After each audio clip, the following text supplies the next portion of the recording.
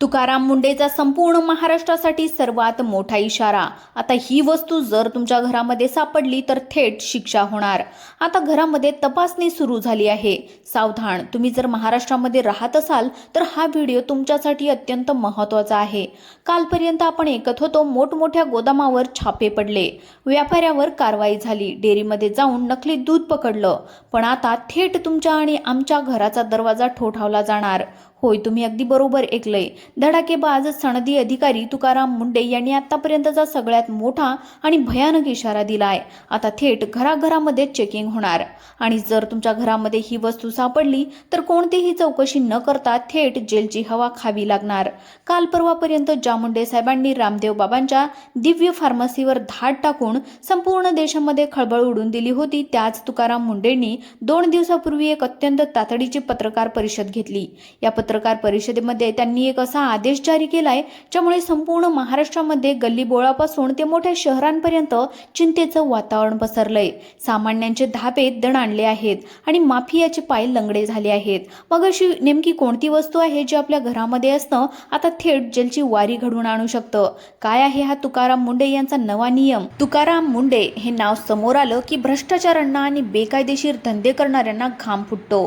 मुंडे साहेब ज्या ज्या विभागामध्ये जातात तिथला कारभार ते 100 नाही तर 200% प्रामाणिकपणे करून दाखवतात। काही दिवसापूर्वीच त्यांनी अन्न व औषध प्रशासन म्हणजेच FDA विभागाचा आयुक्त म्हणून पदभार स्वीकारला आणि पदभार स्वीकारताच त्यांनी संपूर्ण महाराष्ट्रामध्ये एक महामोहीम उघडली। या मोहिमेची पहिली ठिणगी पडली ती थेट एका बलाढ्य आणि श्रीमंत शक्तीवर। ती शक्ती म्हणजे योगगुरू रामदेव बाबांची दिव्य फार्मसी। सर्वोच्च न्यायालयामध्ये माफी मागितल्याच्या नंतरही दिव्य फार्मसीची भ्रामक आणि खोटे दावे करणारी औषधे बाजारामध्ये विकली जात होती। मुंडे साहेबांच्या नजरेतून ही गोष्ट सुटली नाही। त्यांनी थेट आदेश काढले आणि मुंबई, पुणे, नाशिक सारख्या मोठ्या शहरामधील गोदामावर छापे टाकून तब्बल 73 लाख रुपयांचा माल या ठिकाणी जप्त केला। यामध्ये दृष्टी आय ड्रॉप आणि मधुग्रीड सारखी हाय प्रोफाईल औषधी सील करण्यात आली। ही तर फक्त सुरुवात होती। अवघ्या 6 दिवसामध्ये संपूर्ण महाराष्ट्रात 203 पेक्षा जास्त ठिकाणी धडाधड छापे टाकण्यात आले। 102 पेक्षा जास्त भेसळखोरांना अटक झाली आणि 68 दुकानांना थेट टाळी ठोकण्यात आली। रामदेव बाबांसारख्या मोठ्या नावावर कारवाई करून मुंडे साहेबांनी दाखवून दिलं की कायदा सर्वांसाठी समान आहे। पण हा धडाका सुरू असतानाच मुंडे साहेबांच्या टीमवर एक भयानक जीवघेणा हल्ला झाला। मग त्या काळ रात्री नेमकं काय घडलं आणि घरामध्ये चेकिंग करण्याचा आदेश देण्याची वेळ मुंडे साहेबांवर का आली?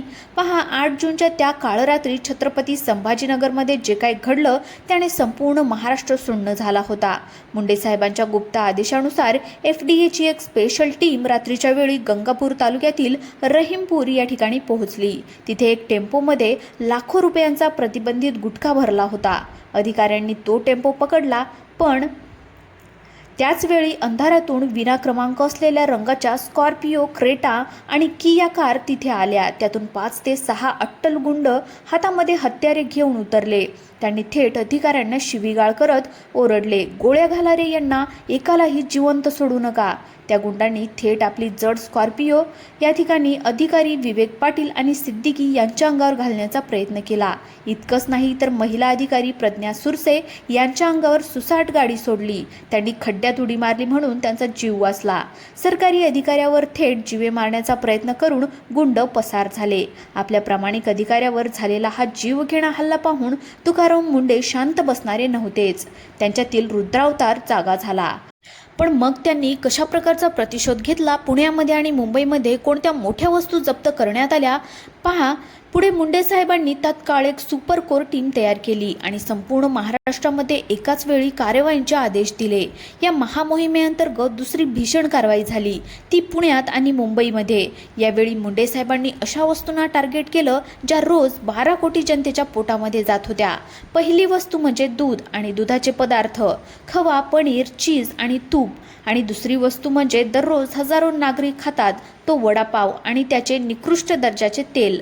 पुण्यात पुण्यातील सोमवारपेठ, बुधवारपेठ, कोथरूड आणि हडपसर परिसरामध्ये जेव्हा छापे पडले तेव्हा अधिकारीही चक्रावून गेले. तब्बल 2,806 किलो पनीर, 13,127 किलो खवा आणि 960 किलो नकली तूप जप्त करण्यात आले. हॉटेल आणि डेअरीमध्ये मिळणारे हे पनीर चक्क घातक केमिकल आणि डिटर्जंट वापरून तयार केले जात होते.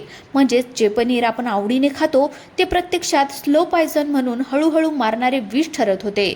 वडापावच्या गाड्यावर जे तेल वापरलं जात होतं ते वारंवार उकळल्यामुळे कर्करोगाला आमंत्रण देणारं बनलं होतं. या सगळ्या भेसळखोरांना पकडत असतानाच अधिकाऱ्यांच्या हाती एक अशी गुप्त डायरी लागली ज्याने थेट टेलिव्हिजनवर बोलो जुबा केसरी म्हणणाऱ्या बड्या सेलिब्रिटींचे आणि हिरोचे धाबे दणाणले. मग या बड्या हिरोवर मुंडे साहेब काय कारवाई करणार आहेत पहा. या ठिकाणी तुकाराम मुंडे यांनी पत्रकार परिषदेमध्ये स्पष्ट सांगितलं की कोट्यवधी रुपये घेऊन टीव्हीवर दाणे दाणे में केसर का दम सांगणारे बडे स्टार सुद्धा आता कायद्याच्या कचाट्यातून सुटणार नाहीत. मुंडे साहेबांनी थेट सवाल केला की जर केशर 4 लाख रुपये किलो आहे तर 5 रुपयामध्ये पुडीमध्ये केशर कुठून येणार? ही सरळ सरळ जनतेची फसवणूक आहे. इलायचीच्या नावाखाली गुटख्याची जाहिरात करणाऱ्या सरोगेट ॲडव्हर्टायझिंग या सर्व बड्या सेलिब्रिटीवर महाराष्ट्रामध्ये थेट फौजदारी गुन्हे दाखल करून त्यांना अटक करण्याचे आदेश मुंडे साहेबांनी दिले आहेत. पण मित्रांनो, खरी खळबळ तर तेव्हा उडाली जेव्हा या सर्व प्रकरणाचा मास्टरमाइंड म्हणजेच महाराष्ट्राच्या इतिहासातील भेसळीचा बादशहा समोर आला. हा एक अब्जाधीश उद्योगपती आहे जो पांढरपेशा बनून फिरत होता, पण त्याच्या छुप्या कारखान्यामध्ये रोज लाखो लिटर नकली दूध तयार होत होतं, ज्यामध्ये युरिया, डिटर्जंट पावडर, स्टार्च आणि घातक सिंथेटिक ऑइल मिसळलं जात होतं. जे दूध लहान मुलं पितात त्यात हे विष कालवलं जात होतं.